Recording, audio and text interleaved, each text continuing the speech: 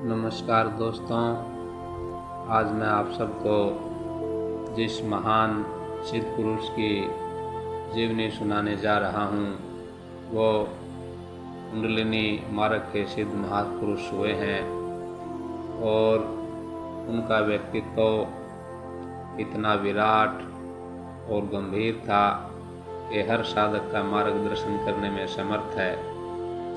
साधक का भले ही कोई भी आध्यात्मिक मार्ग रहा हो, लेकिन सभी साधना मार्गों में जो आधारभूत नियम हैं वो एक समान पाए जाते हैं। इसलिए इन महान हस्ती का, इन सिद्ध पुरुष का जो व्यक्तित्व है वो हम सब साधकों के लिए मार्गदर्शन करने योग्य है। इनकी जीवनी से हमें प्रकाश की नई ज्योति प्राप्त होगी। इसी आशा के साथ मैं गुरुदेव श्री नारायण तीर्थ देव जी महाराज के श्री चरणों में प्रणाम करते हुए इनकी जीवनी को शुरू करता हूँ। ये उस समय की बात है जिस समय भारतवर्ष में अंग्रेज़ों का राज था और ये एक जो है मध्यम वर्गीय परिवार से संबंध रखते थे। परिवार की जो आर्थिक स्थिति थी इतनी अच्छी नहीं थी। इनका जन्म जो है पूर्वी बंगाल में हुआ। बचपन से ही इनके अंदर अध्यात्म के जो है बहुत ही गहरे भाव और इच्छा छुपी हुई थी। बचपन से ही इन्होंने ये दिखा दिया था कि ये कोई सामान्य बालक नहीं है, ये एक आध्यात्मिक चित्त भूमिका को लेके पैदा हुए। उसकी झलक थोड़ी थोड़ी इनके माँ बाप को दिखाई देनी शुरू हो गई, लेकिन उस समय इन चीज़ों पे किसी ने इतना ध्यान नहीं दिया और बालक भी दूसरे बालकों की तरह बढ़ता चला गया। यानी एक उम्र तक वो जो आध्यात्मिक संस्कार थे इतने ज़्यादा प्रकट नहीं हुए, तो इसलिए इनकी जो पालन पोषण है, शिक्षा है, दूसरे सामान्य बालकों की तरह होती रही। लेकिन जैसे जैसे वो धीरे धीरे युवा अवस्था की ओर बढ़ते चले गए तो उनके अंदर संसार के प्रति वैराग्य का भाव बढ़ता चला गया और वो हर समय किसी अज्ञात चिंतन में खोए रहते थे। माँ बाप ने जब उनकी ऐसी दशा देखी तो उनको ये चिंता हुई कि बालक जो है संसार से उपराम होता जा रहा है, कहीं हमारे हाथ से निकल ना जाए। इसी चिंता के चलते हुए माँ बाप ने उचित समय देख के बच्चे का विवाह कर दिया। हमारे यहाँ पहले ये कुप्रथा रही है कि बाल्यकाल में या छोटी सी उम्र में ही बच्चों की शादी कर दी जाती थी। तो इनकी भी ज़्यादा उम्र नहीं थी, छोटी उम्र में ही इनकी शादी कर दी गई और माँ बाप को ये अंदर से एक आश्वासन मिला कि अब जो है लड़का घर परिवार घर गृहस्थी संभालेगा। इसका जो मन है वो ईश्वर की तरफ से, अध्यात्म की तरफ से पीछे हट जाएगा। सारा ध्यान अपनी पत्नी में देगा, अपने घर गृहस्थी में देगा, माँ बाप की सेवा में देगा। इसी आशा से उन्होंने इनको गृहस्थी के मार्ग पे धकेल दिया। लेकिन ये तो जन्म जन्मांतर के योगी थे, ज्ञानी थे, सिद्ध पुरुष थे। वो जो गृहस्थी थी इनको कहाँ पूरा जीवन बांध के रखने में समर्थ थी। वो बार बार अध्यात्म के जो संस्कार थे इनके अंदर जोर मारने लगे और ये अपने आप को रिश्ते की जंजीरों में बंधा हुआ महसूस करते थे।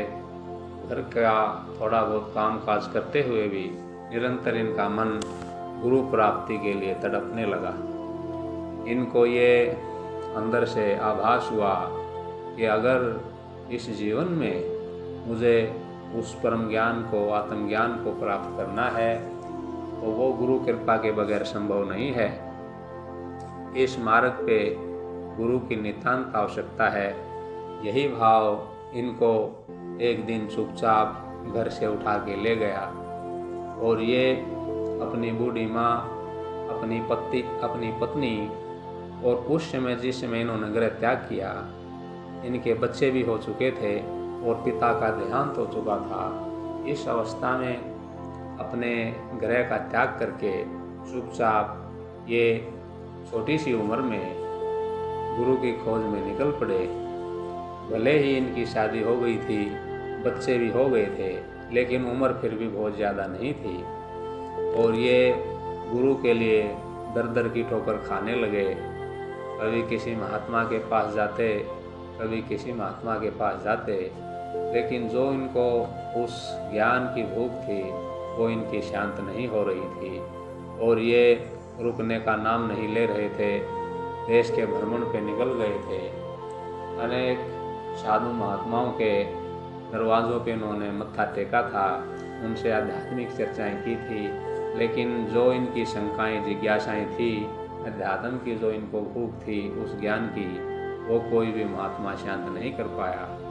तो ये एक दिन बैठ के सोचने लगे कि मुझे गुरु को ढूंढते हुए इतना समय हो गया है, लेकिन आज भी मैं खाली का खाली बैठा हूँ। ये बड़े दुखी थे अंतर से और चारों तरफ निराशा का अंधकार इनको घिरा हुआ दिखाई दे रहा था। इनको आशा की कोई किरण दिखाई नहीं दे रही थी।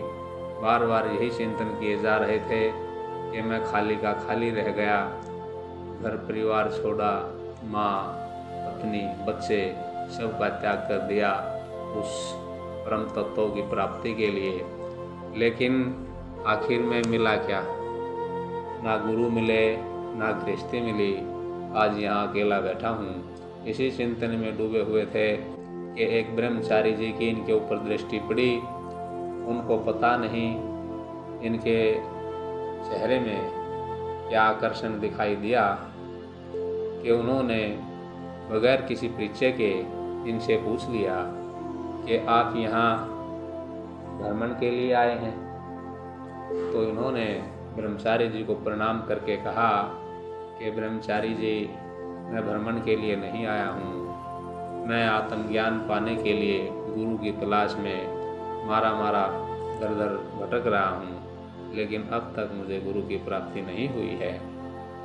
क्या आप मेरी इसमें कुछ सहायता कर सकते हैं? ये दोस्तों जगन्नाथपुरी की घटना है। जब ये गुरु की तलाश में भटकते भटकते जगन्नाथपुरी पहुंच गए थे, तो वहीं पे ये गंगा जी के तट पे बैठे हुए थे और ये चिंतन इनके अंदर चल रहा था। और तब ब्रह्मचारी जी की वहीं स्नान के बाद इनके ऊपर दृष्टि पड़ी थी। तो उन्होंने कहा कि मैं आपको अपने गुरु जी के पास लेके चलूँगा। वो एक पूर्ण समर्थ महापुरुष हैं। अगर उनकी आप पे कृपा हुई तो आपकी जो ये इच्छा है सफल मनोरथ होगी। वो एकांत प्रेमी हैं। मेरे अलावा उन्होंने किसी को शिष्य नहीं बनाया है और मुझे भी केवल उन्होंने मंत्र दीक्षा दी है, शक्तिपात दीक्षा मेरी नहीं हुई है। वो किसी से नहीं मिलते जुलते। वो एक कुटिया में तो ब्रह्मचारी जी